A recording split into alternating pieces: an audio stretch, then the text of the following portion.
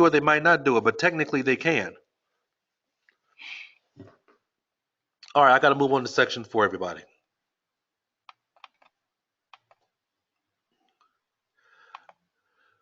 Section 4 is the most difficult section, right? It's the most difficult section. The rules, the directions here say write no more than 2 words. Uh-oh. Don't look, don't look, don't look. Don't look, don't look, don't look. I shouldn't be showing you that one. Okay. Almost showed you the answer key. All right, so here we have multiple choice. These are the words that are, I'm sorry, we have fill the blank. These are the words that are, yes, I said if you put all caps and they marked it correctly, good for you. They did not penalize you for it. Now, that's different than you asking me what is the grammatically correct thing to do. Okay? Now, if some grader could look at that and somebody was asking me about what words you should or should not capitalize. There's nowhere where it says in the rules that I've seen that you could write in all caps. Now, if a grader doesn't mark it wrong for that, fine. That's good. Good. Good. You had good fortune for doing that. But I know some graders that are very, very strict. All right. So um, let's go ahead and go through section 4.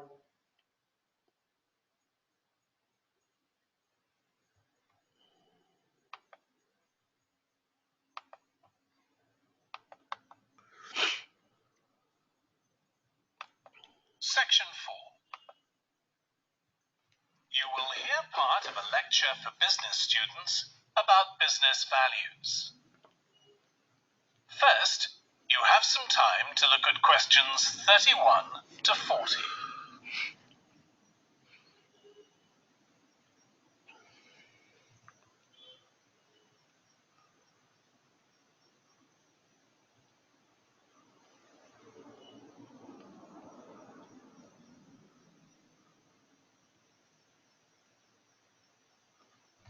Uh-oh. Sorry.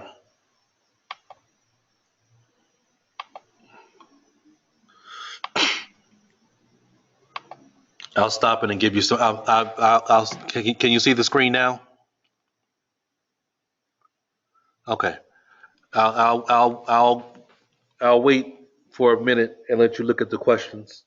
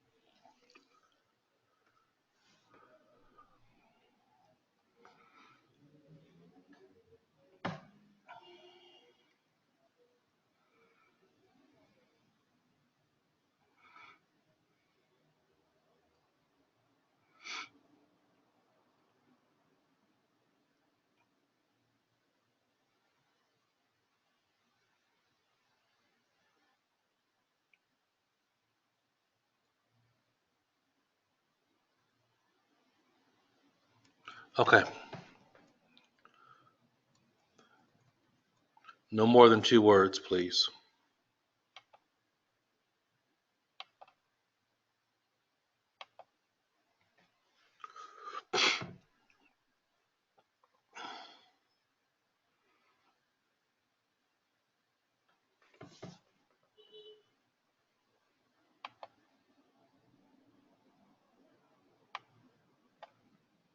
Now listen carefully and answer questions 31 to 40. In public discussion of business, we take certain values for granted. Today, I'm going to talk about 4 of them: collaboration, hard work, creativity, and excellence. Most people would say they're all good things. I'm going to suggest that's an oversimple view. The trouble with these values is that they're theoretical concepts, removed from the reality of day-to-day business. Pursue values by all means, but be prepared for what may happen as a result. They can actually cause damage, which is not at all the intention. Business leaders generally try to do the right thing, but all too often the right thing backfires if those leaders adopt values without understanding and managing the side effects that arise. The values can easily get in the way of what's actually intended. Okay, so the first value I'm going to discuss is collaboration. Let me give you an example.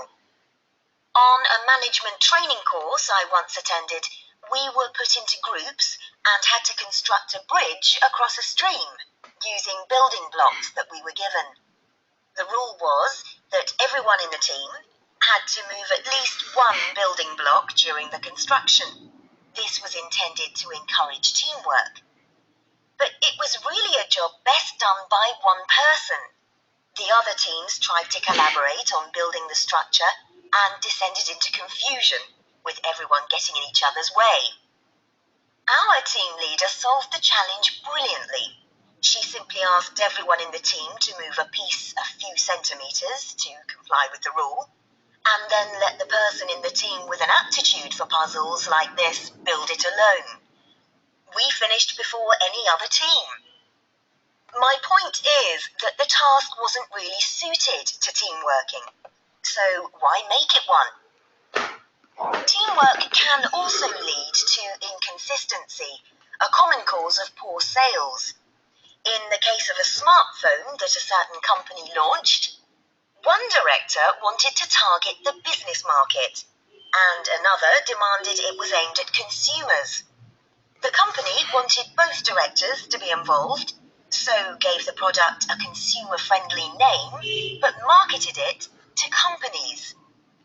The result was that it met the needs of neither group.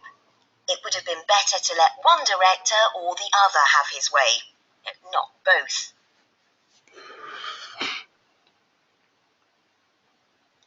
Now, industriousness, or hard work. It's easy to mock people who say they work hard. After all, a hamster running around in a wheel is working hard and getting nowhere. Of course, hard work is valuable, but only when properly targeted. Otherwise, it wastes the resources that companies value most, time and energy, and that's bad for the organization. There's a management model that groups people according to 4 criteria: clever, hardworking, stupid, and lazy. Here, lazy means having a rational determination not to carry out unnecessary tasks. It doesn't mean trying to avoid work altogether. Most people display 2 of these characteristics, and the most valuable people are those who are both clever and lazy. They possess intellectual clarity, and they don't rush into making decisions. They come up with solutions to save the time and energy spent by the stupid and hard-working group. Instead of throwing more man-hours at a problem, the clever and lazy group looks for a more effective solution. Next, we come to creativity. This often works well. Creating an attention-grabbing TV commercial, for example, might lead to increased sales. But it isn't always a good thing. Some advertising campaigns are remembered for their creativity without having any effect on sales. This happened a few years ago with the launch of a chocolate bar. Subsequent research showed that plenty of consumers remembered the adverts, but had no idea what was being advertised. The trouble is that the creator derives pleasure from coming up with the idea and wrongly assumes the audience for the campaign will share that feeling.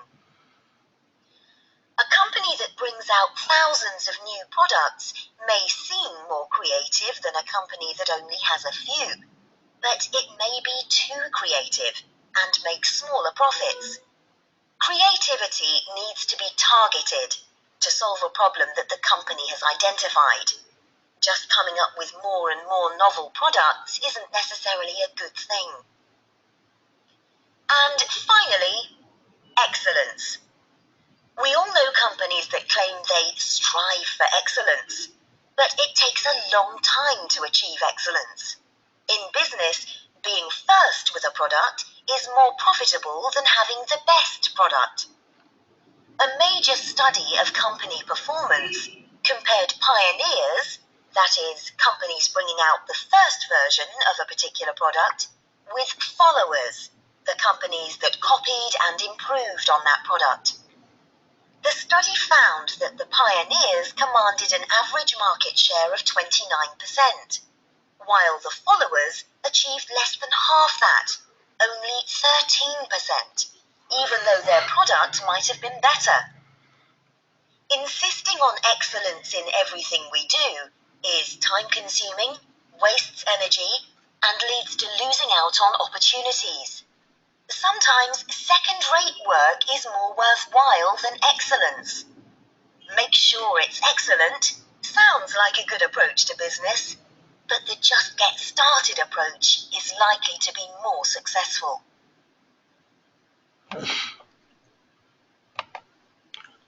Okay, so that will do it for section 4. Let's take a look at the answers. As you can see with section 4, the language level is much higher.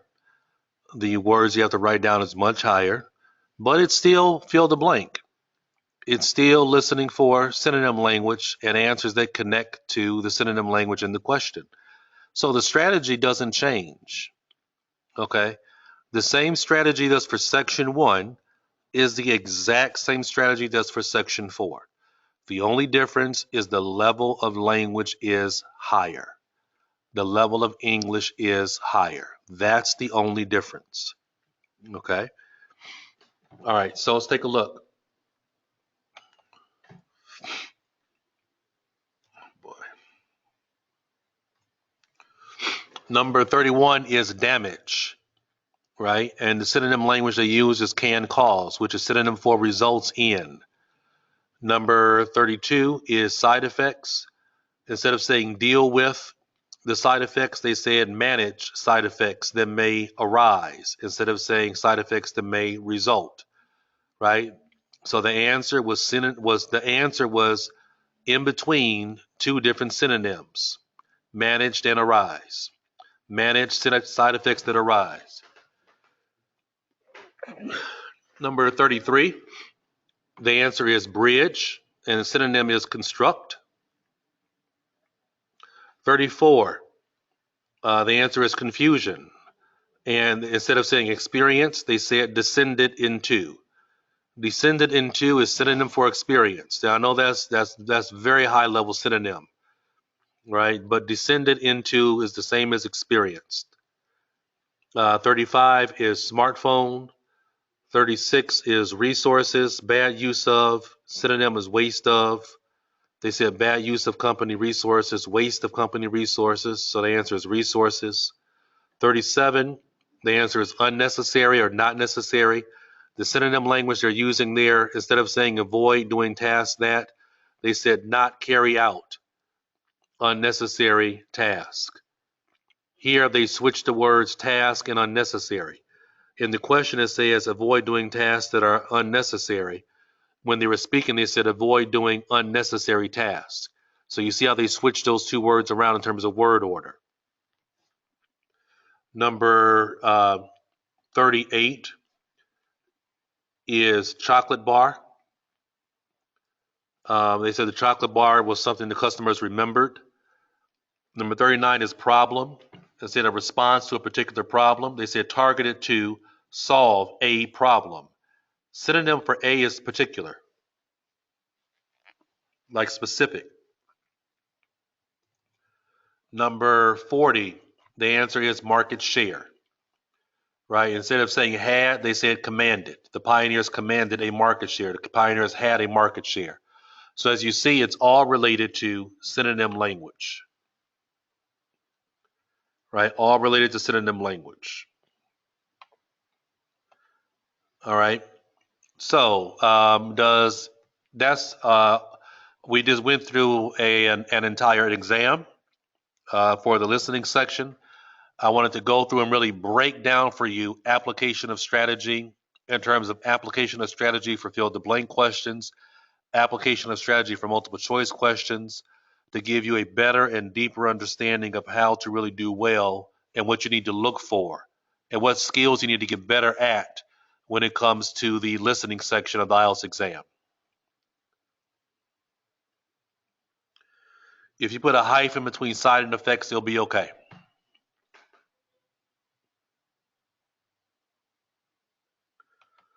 Smartphone without a space is okay.